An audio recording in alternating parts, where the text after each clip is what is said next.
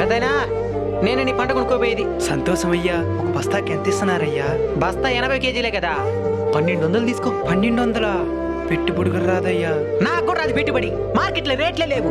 అసలు దీన్ని కొనుక్కొని ఏం చేసుకోవాలో నాకే తెలియా. మీరు నష్టపోతారనుకుంటున్నాను నేను. ఇచ్చేడుకుంటే లేదంటే నీ ధాన్యం ఇక్కడే ఉంటుంది. మిగతా వాళ్ళందరితో తీసుకుని పోతా ఉంటా. అయ్యా అంత పని చేయొద్దండి అయ్యా. ఇస్తాను తీసుకోండి. ఈ టైంలో ఎవరు ఫోను? ఈడే ఇప్పుడు చేస్తున్నాడు. అన్నా రైతుల దగ్గర ధాన్యం కొనేవా? దాన్ని మన దగ్గర నుంచి కొనేదానికి క్లయింట్లు వచ్చున్నారనా? చెప్పు. ఒక బస్తా రేట్ అని చెప్పమంటావా? 3000 చెప్పు. 3000? 3000. ఇక్కడ రైతులకి 2500 ఇస్తుండేది. ఆ మాత్రం లాభం కూడా లేకపోతే ఇంకెట్టా? 3000 చెప్పు. సరే అన్నా. మంచికి కాలమే ఉండేదిలే.